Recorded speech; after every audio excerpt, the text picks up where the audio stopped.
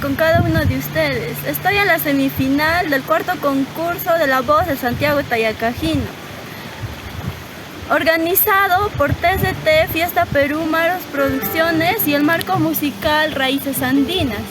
Soy Xiomara Curichao Flores y estoy interpretando a nuestra amiga Dulce Rebe del Perú con el tema Me Dejaste.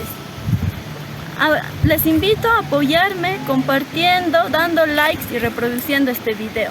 Vamos, maestro.